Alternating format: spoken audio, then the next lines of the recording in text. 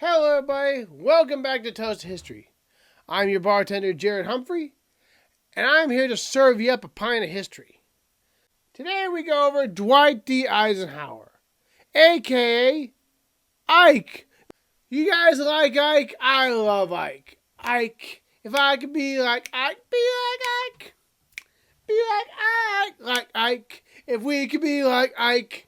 So, today, we're going over Eisenhower. Eisenhower was one of the guys who became from the head of commanding of the army to president.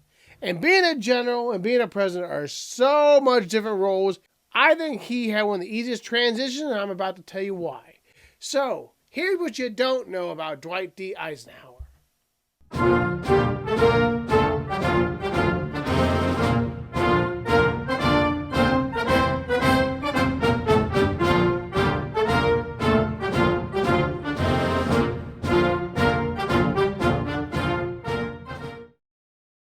Dwight D. Eisenhower was the 34th President of the United States. He was the Supreme Allied Commander of Europe. He was the Chief of Staff of the U.S. Army, Military Governor of the U.S. Occupational Zone of Germany, President of Columbia University. His military service was Army, his highest rank being a 5-star general, and he was the Supreme Commander of NATO. The man grew up very poor. He's a true rags to riches story. So one thing he's like, I don't have money. What can I do? So he joins the army. He gets recognized. He goes to military school. He ends up going all the way to West Point, which is the best military school in the land. Now, I know I said West Point was the greatest military academy there is. And Annapolis is right up there too, and they probably will be disliking this video. But we all know it's true. Oh, and they also have that little Air Force Academy on the West Coast. They do all right. You go to West Point and you graduate. As long as you graduate, you will automatically come out as an officer. Automatically. So he goes to West Point and he gets his name out there and gets in the ranks. His real name is David Dwight Eisenhower. Why do we call him Dwight D? Dwight David, why? Because his dad's name was David. And the family just switched it, not on paper, but switched it in the household so it wouldn't be confusing. 2 Davids. So they all called him Dwight. This man is third of 7 boys. And they nickname him all Ike. The whole family's nickname is Ike because of their name. They call him Little Ike. He marries Mammy Geneva Dowd. And they have 2 children. One of his children, John, he ends up working for Nixon and has a very successful career. Now, his one son, Ike, dies of scarlet fever. And it's one of his greatest regrets of his life. He hired the maid to take care of him, and she had scarlet fever. And then he catches it and dies of the scarlet fever. And it is one of his greatest regrets. A man who was president, a man who was the commander of all the armed forces during World War II, and his greatest regret in his life is not backgrounding check this maid that he could have saved his son's life. Outside of his presidency, as we know, he's a military man. In 1942, he becomes commander of all the armies of Europe, the Supreme Allied Commander. He is the highest rank since Ulysses S. Grant. And the only person he has to answer to is the president and George Washington, who we know has passed away. But by rule, nobody can outrank George Washington. So he is the second highest officer in our history. He becomes this 5-star general. He accepts the surrender of Germany in 1945 because we separated into the Pacific and the European conflicts. So he's in charge of Europe. Douglas MacArthur accepts Japan's surrender. He becomes the Supreme Commander of NATO after the war is over because now we have time to get together and we form alliances so this would never happen again. He designs his own combat jacket. That was designed by him. I didn't know he was a tailor too, did you? You're a fashion sense man. I'd like to see you do a runway walk, man. Love to see you walk that runway. Very General-esque. He's also known for planning D-Day, one of the biggest victories of not only American history, world history. I actually have over here, this is dirt from D-Day. I've been there and it was amazing. I suggest anybody who has the opportunity to go see it. Now, I bought the jar at a gift shop and they encourage you to take some from the beach. 1945, the war is over. This man signs the treaty and ends the war with Germany. He accepts their surrender. So, the war's over. This guy is one of the most popular men in the land. Everybody wants to meet him. Everybody wants to see him. And he is probably the most popular guy in the United States. So, we all know how this happens. It happened with Grant. He's pretty popular. He might get a few votes here and there because of his popularity.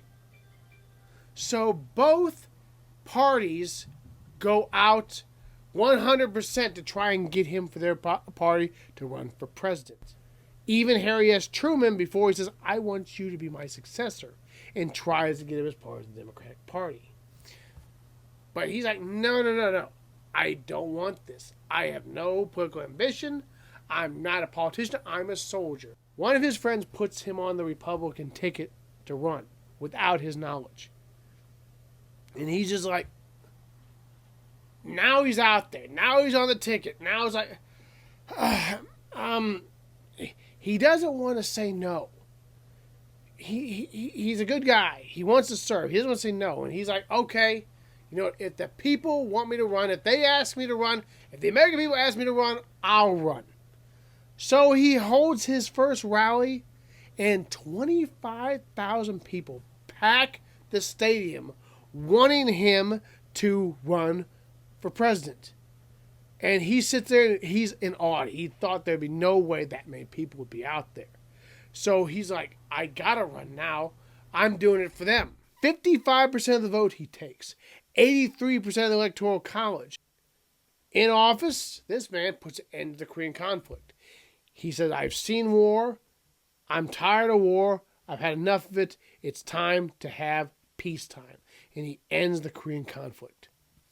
He creates the Eisenhower Doctrine. Even though he doesn't want to fight, he does not believe in communism. And he thinks it needs to be halted. But he believes the people should have the choice. So he vows that if any civilians, any people do not want to be communists, we have the right to protect them from a tyranny of communism. The schools at this time are segregated. White schools, black schools, as long as they're separate but equal, they're allowed to exist. And it wasn't working. So the Supreme Court said, it's not working. It's unconstitutional. They need to be desegregated, and we need to do it now. Well, people down south that was like, no, this ain't going to happen. One governor came out and said, no, it's not going to happen in my state. So Eisenhower says, oh, it's not going to happen in your state, huh? Well, it makes me think that I'm the president of this country and the federal government's going to go down there and do something about it. And they sent troops down there and walked in the class. He signs Hawaii and Alaska into the country. We will not have any more states as of now. He starts the interstate highway system. You don't have to take Route 66 anymore. You don't have to take all these back roads. You can get on the expressway and boom, get to where you want to go. And he also did this because just in case we were ever invaded or we ever had to have military on the ground, this is a good way to get from point A to point B. You can close down this road and go, send people here. That was one of the other reasons why he did it. This man, why he is in office, Sputnik launches. The Russians beat us to space. This did not sit well with the American people, and it surprised Eisenhower. He did not think they had the capabilities. NASA was started. No, no, no, no. We can't let this stand. We're not going to let him be this. Boom. Our flag is already there on the moon. 51st state, the moon. It's ours, baby. It's ours. All we need to do is get some people up there. Wish you were here to help us get that started. This man left the army to become president. As soon as his president's over, he goes back to the army. He still wants to serve. I am still a soldier, people. I'm still the commander. It never ended. I'm still the commander. I'm here to serve. I'm a soldier. And that's where he felt he belonged, and that's where he went. Now, some interesting facts you never knew about Ike. This man was there in World War I, there in World War II. He ends up becoming the Supreme Allied Commander, the head of NATO, the Commander-in-Chief. He never sees active combat, ever. Only training. How do you get that high when not seeing active combat? That's crazy. Man planned D-Day. This man made over 200 paintings. And he was very critical of himself. I've seen a couple. I don't think they're too bad. I don't have an artistic bone in my body. And he made something that I can tell what it is. In high school, this man's older brother got most likely to be president. We saw how that well worked out. This man got most likely to become a history teacher. I think they missed that one. Well, let's admit it. I know you're like, nah, I don't want to be a president. I don't want to be. But you still remember that high school yearbook. And you're like, you know what? Take this, bro. Take this. This man named Camp David after his father and his grandson. They had the same name. That's where most of our presidents now, it's their resort. They go to take a break. White House can be troublesome sometimes. So periodically you see them at Camp David or on the golf course to try and get away from public life. This man changed the name from Shangri-La to Camp David. This man quit smoking by surrounding himself with cigarettes. Surrounding himself. He kept trying to quit, but he always picked up. He couldn't figure out how to do it. So what he decided to do, he surrounded himself with cigarettes. And every time someone in, he offered people. And yeah, boom, take a cigarette. And he kind of made that, okay, that guy needs a cigarette. I don't. And he'd put it down, he'd never smoke it.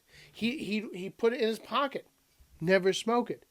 He kind of made like, okay, I don't have to be the cigarette. I just got to beat you. You're addicted to it. I'm not. And it worked. I never seen a man who used reverse psychology on himself and succeeded. Pretty impressive, man. Pretty impressive. This man was the first president before you could run as many times as you wanted. Under Truman, they made the act where you have term limits. You only can do 2. This was the first president that it was enacted on. He only could run for 2 terms. Now, by the end of his second term, I don't think he'd want to run for a third anyway. He was getting older. He had a heart attack in office. Sputnik, the Russians. I didn't think he wanted any part of it anyway. He'd probably like, thank you, Lord. Because I know they tried to get my ass up there again. But he got a nice deal out of it. He had the former President Act, so he had a lifetime security, staff, and pension. A toast to Ike. We've had many generals become president throughout our history, and they all struggle. Why? Because when you're a general, I tell you what to do, you do it. That's it. I'm a general, I outrank you, you do it. Presidency is a lot harder. You can't order people to do things. You have to have votes. You have to talk to people. You have to go through the rigmarole. You have to go through the checks and balances. That's why most of our generals have not succeeded. Eisenhower was different. And what I think he was different was he was commander of the Allied forces. He had been doing that for 4 years. You can't just tell Canada what to do. You can't just tell Britain and France what to do. You gotta play the game. You can't tell the Australians what to do because they're different countries. And that's one thing that was good about him. He worked well with people, and he knew how to do it. And then, after his presidency, he went right back to what he loved to do, which was the army. This man might be called Mr. President, but I think, in my opinion, he might be like General Better. To Dwight D. Eisenhower, to how we liked Ike, because the man served the people. Not only this country, other countries around the world that were in communist oppression, to the Europeans who he helped save from the German army. This man was a man who put in the work. To Dwight D. Eisenhower, happy birthday, Mr. President.